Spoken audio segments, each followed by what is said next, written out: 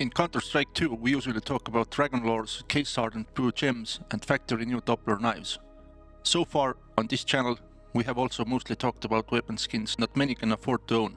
But today we are talking about a skin that costs less than a cup of coffee, a skin that has been dropped millions of times, a skin that almost every single one of you has owned at some point, including me, the Glock-18 Candy Apple. To a casual player, it's just a red Glock, but to a historian and mathematical strategist, the Candy Apple is a fascinating anomaly. It is a skin that has survived market crashes, engine overhauls, and secret Valve nerf that fundamentally changed how trade-ups work. It is also the base for some of the most expensive weapon crafts in human history. Today we are taking a look into Italy collection. We are breaking down why this gun is physically incapable of being battle-scarred, the 200,000 iBuy power holy grail, and the brutal October 2025 update that quietly killed its best feature. To understand the Candy Apple, you have to understand its volatility. It was released on November 27, 2013 as a part of Italy collection. Because the skin market was brand new, the novelty caused an immediate price explosion. On November 28, the day after its release, this simple red Glock reached an all-time high for over $20. Think about that. In 2013 money, $20 for a mil-spec skin was insane. But then the oversupply phase hit. The Italy collection entered the active drop pool, and millions of these were flooding the market. By late 2017, the skin hits historical low, roughly 35 cents. It is almost always the same. Skin comes out, people overpay, then as more skins go into circulation, prices drop, and when collection is discontinued, prices start climbing again. Navigating on Counter-Strike skin market, own what you like using, and be prepared that skin prices can change dramatically at any point. Basically, it goes how Gaben says. And someday you might wake up to see that your expensive skin is now worth pennies because of some new update from Valve.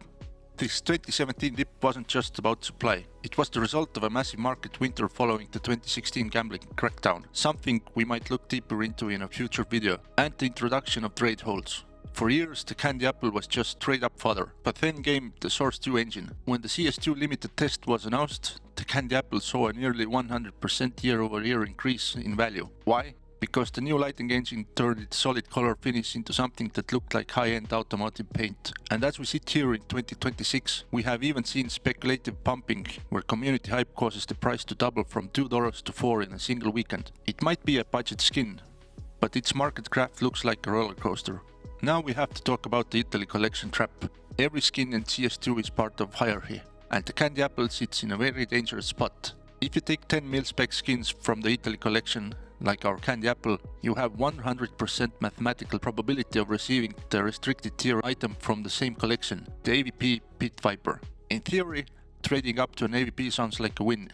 In reality, it's a financial suicide. Let's do the 2026 math. 10 factory new Candy Apples will cost you roughly $30. The outcome, one minimal wear AVP Pit Viper worth about $1.50. You are literally paying over $30 to get $1.50 back. It is one of the most statistically guaranteed ways to drain your Steam wallet in the entire market. So if you want the AVP Pit Viper, just buy it. There are many trade-ups like this. I can't say this enough. Use a calculator before you hit confirm button on the trade-up. This trade to Pit Viper is not a really big loss, but there are trades that can seriously hit a dent in your wallet. Like 5 times golden coin trade we talked about in our previous video. This brings us to the technical trap. For a decade, the Candy Apple was the king of the filler strategy. Before the October 2025 Retakes update, the output float of the trade-up was calculated using the raw average of the inputs. Because the Candy Apple is a low float skin, meaning its range is capped at 0.00 to 0.3, it was incredibly powerful. In the old system, if you used 0.01 float Candy Apple, it was calculated as 0.01. You could use it to force an outcome from a different expensive collection to be a factory new, even if that target skin had a very narrow float range. But Valve noticed. In the Retakes update, they changed the math. The new system now converts every input float into a universal 0.0 to 1.0 scale based on that specific skin caps before calculating the average. Here is the so what. Previously, that 0.05 float Candy Apple was 0.05 in the eyes of contract. Now, because it's halfway through its 0.3 range, it is averaged as 0.1667. Valve effectively tripled the wear weight of the Candy Apple in trade-ups. This technical shift decimated the speculative value of low-float candy apples. They are no longer the cheat code they once were. They've been demoted from mathematical tool to a simple dilution. You literally cannot own battle-scarred or well-worn candy apple Glock. The full range for skins is a 0.0 to 1, the candy apple stops at 0.3. That means the absolute worst looking candy apple in existence is still technically a field-tested condition. And then there's the Souvenir Paradox. A lot of players see souvenir candy apples and assume they can unbox a souvenir candy apple. Wrong. The Glock candy apple was only available in the very earliest souvenir packages from 2013 to 2014, specifically the DreamHack 2013 and the EMS1 Katowice 2014 sets. It hasn't been in a souvenir drop for over a decade.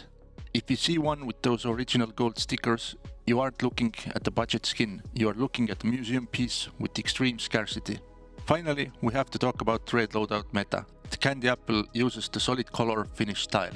In the Source 2 engine, this finish has high gloss, almost metallic sheen. It's a blank vibrant red canvas, and that is why it is the holy grail for sticker crafts. The most legendary craft in Counter-Strike history may not be a Dragon Lore. It may be the 4x iBuyPower Holo Katowice 2014 application on a Glock candy apple. Think about the irony. A pistol that costs $3 serves as the base for stickers that cost 80,000 each. We are talking about total craft value of 300,000.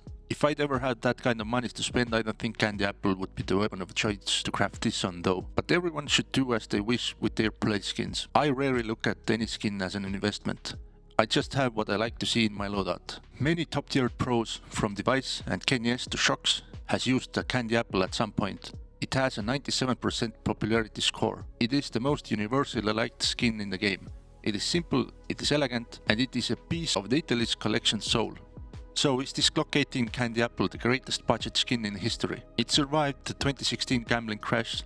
It survived the 2025 Retakes math nerf. It is an impossible skin that refuses to be battle-scarred, and it remains the bedrock of every red loadout ever built. It is proof that skin doesn't need to be rare to be a legend. It just needs to be iconic. So, what do you guys think? Do you still have a candy apple in your inventory, or have you moved on to something flashier like Gamma Doppler? And what skin should we look at next? Let me know down in the comments. And if you're a fan of history of Counter-Strike, hit that subscribe button. See you in the next one. Bye.